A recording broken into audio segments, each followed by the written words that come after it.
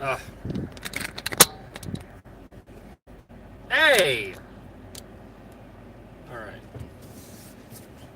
Thankfully, I'm not going to need that GPS for very long, just to kind of get myself here. Woo! Okay, what's up, guys? What's up? I'm feeling good. I'm not feeling good by this IKEA job, not feeling good about the next one. Why am I feeling good? Well, I'll touch on that in just a moment. I don't know what to do about this glare, okay?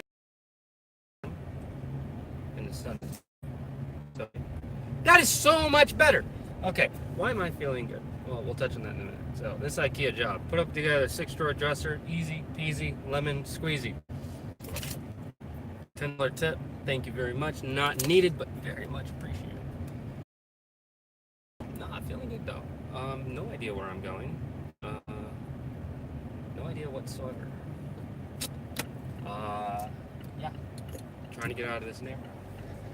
Nah, this IKEA job was good. The dude was cool. Was playing video games all the time. It was dope. The other thing. The other thing that there was a client. This is one thing I'm feeling good about. And that's when you got to know when to walk away. This client had me requested that I put a bed together. They requested for tomorrow, which is odd because I have my availability turned off for tomorrow. So how did that happen? Anyway, so they hired me for that, and it's like, oh, well, it's already arrived, so you can come today. And I was like, well,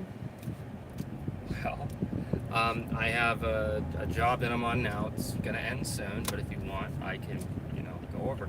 I just need the article numbers. And I had to tell them like 3 times. And almost an hour goes by, and they finally give me the article numbers. Well, it was about 40 minutes go by.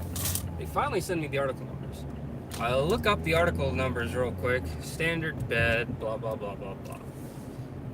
Then I noticed something. Lawn set slats. If you've ever built IKEA furniture, and you're building a bed, and the slats that they use on the bed are the lawn set slats, you best walk away from them. Like, I've gotten to the point where I can build those things pretty quick, but they are not worth the headache because you do not get paid to build those. Technically, because they are considered slats, they're included in the price for the client. However, on our end, we do not receive a penny from building those because those things can take, if you're super, super quick, not accounting for getting them out of the box, but it could take 30 minutes to assemble them if you're really quick. Average is an hour to assemble the lawn slats. And that's an entire hour that you are not getting paid. That's an entire item that literally, this is why they need to go by article number. They need to go by article number. They constantly go by oh, bed. Well, this particular bed, there's 2 variations. And the variation that you bought has lawn slates on it.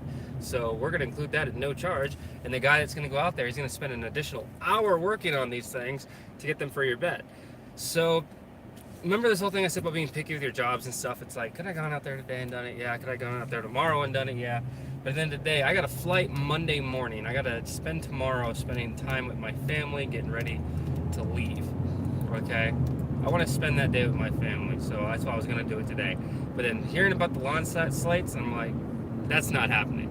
We are definitely not doing that. So you gotta know when to walk away, man.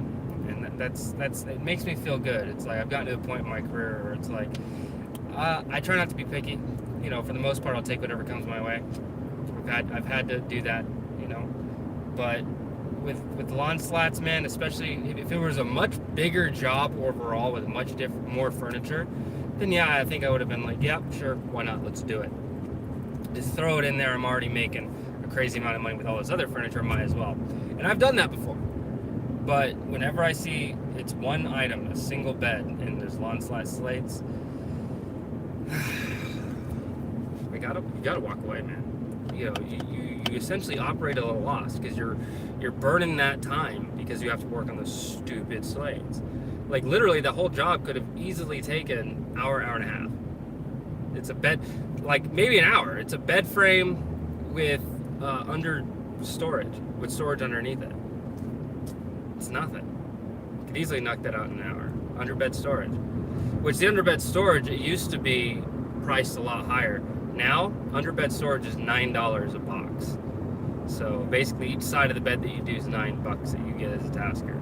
They charge $15 for it, but you as a tasker only get $9 out of it. It's like, that is not worth it. And the thing is, as with most things, there are different variations of underbed storage.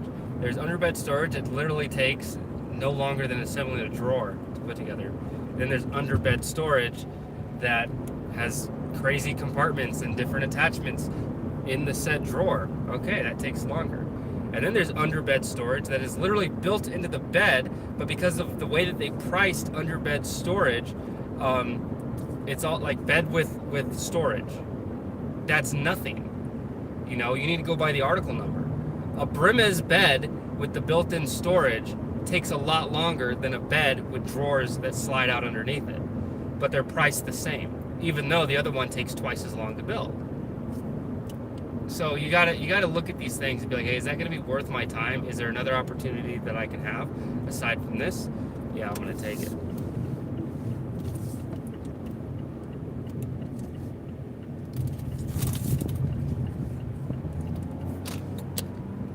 So you just gotta be mindful. But why is Mace Fowler happy? So one of the things I gotta do tomorrow is I have to go print out my book. Yes, Shelter. It needs to be printed out. Because I gotta take it with me up to Washington, because I'm not gonna be writing, I will be editing while I'm up there. So tonight when the boys go down, I'm gonna kind of go through it. I'm gonna go through it, do some rough edits, and then I'm gonna print that bad boy out. And then while I'm up there, I'm gonna make notes.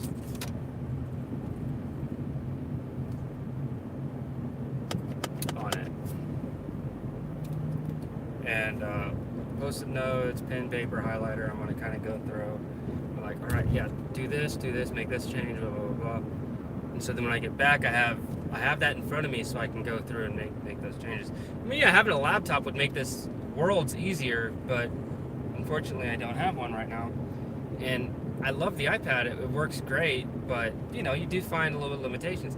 The biggest thing about having a laptop is you're far more in control, because you have your hand on the mouse and another hand on the keyboard. You can kind of maneuver things, whereas, you know, you're typing and then you gotta go up, and it's one of those things you gotta get to sit down and feel for. Like, for the most part, I love using the iPad because, you know, there's this portability aspect to it. It does, the apps that are developed for it, they actually work really well. You know, it's kind of give and take in however you maneuver around things. So, yeah, for the most part, the situation being what it is, I like it. And honestly, even if I had a laptop, when you physically have that paper in front of you, you have the textile feeling of the highlighter or the pen in your hand, and you're making these corrections. It's just a way of like looking at it from a different perspective. It's a lot more real. So the reason why I'm so happy is because whenever you write a manuscript, there's a certain formatting that it needs to be in, like double spacing, Times New Roman, 12-point font, so many centimeters of the margins, all this. Like, there's so much you have to do to make sure it's appropriate. Cool. Here's the deal with, what's the deal? Here's the deal with it, with Shelter, is seeing Shelter on Scrivener. Scrivener's great. I don't really know how to use it 110%. Like, I've written an entire novel on it, but you know, there's still so many nuances to how it's set up. One thing I don't like about the program I used to write Shelter on, Scrivener, is that their spell check and grammar check sucks. It just sucks. It's like, I'll be writing and nothing will pop up. And the reason why is because on iOS's app, it uses the Apple's native spell check, grammar, and all that stuff, because it goes through Apple's keyboard, right? So whenever I copy paste that and put it into like Google Docs, well, then Google Docs is using its own variation of the same spell check and grammar and stuff. But because it's in the Google Doc file, it goes off of a more universal form of spell check and grammar check than even your native keyboard does. Your keyboard really only focuses on just spelling. It doesn't focus on context, which is why the grammar, there's no cues for grammar in anything that anyone's writing when they send a text or a message or whatever from your phone. But when you go up in your email, there's a much better spell check, but not a grammar check, because even though it uses like a universal spell check to make sure things are spelled correctly, it still uses the keyboard for those functions. So grammar, it's really like it's an application heavy thing, because context matters. So that's the one thing about Scrivener. I gotta say, overall, I love the program, but I'm just not a fan of just, at least on the iOS app, of how that's set up.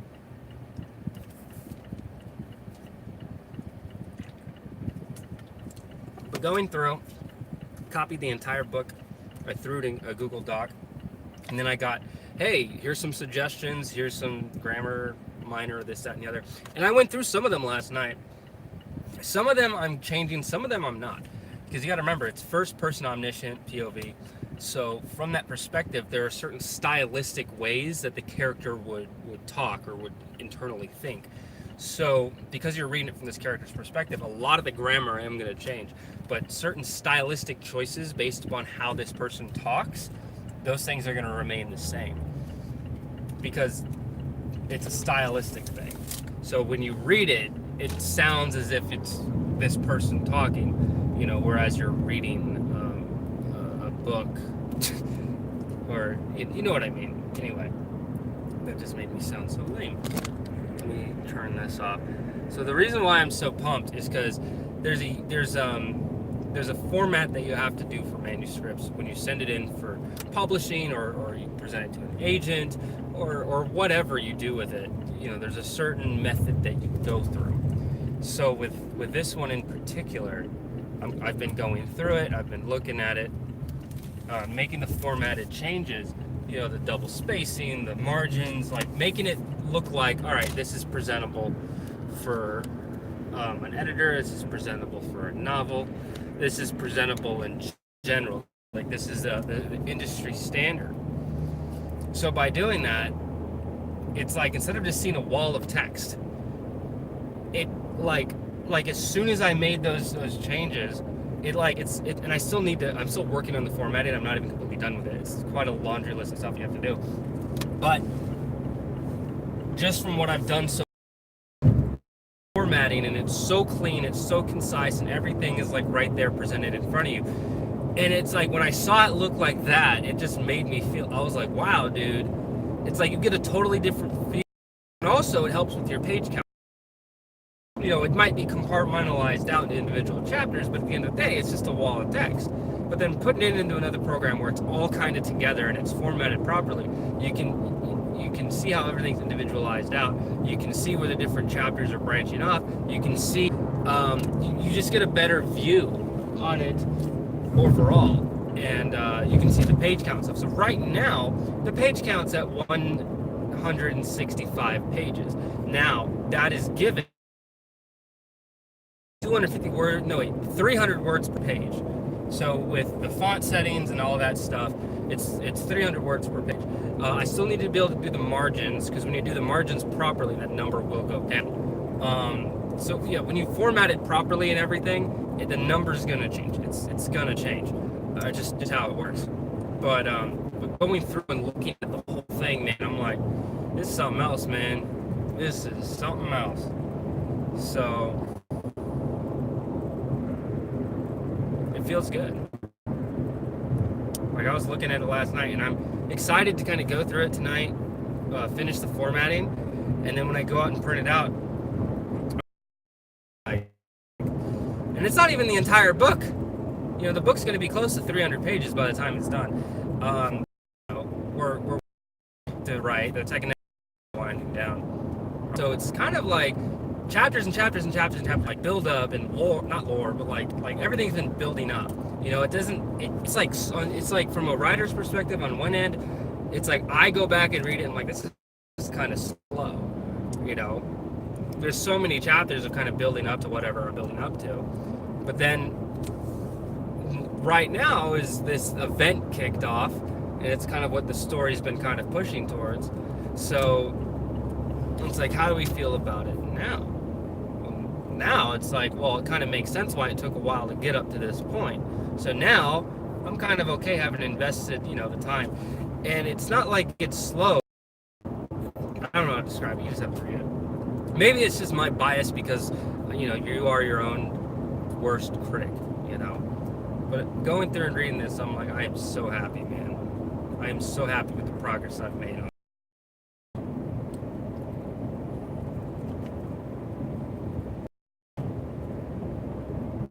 Anyway, you guys aren't talking today, which is fine. We have those days.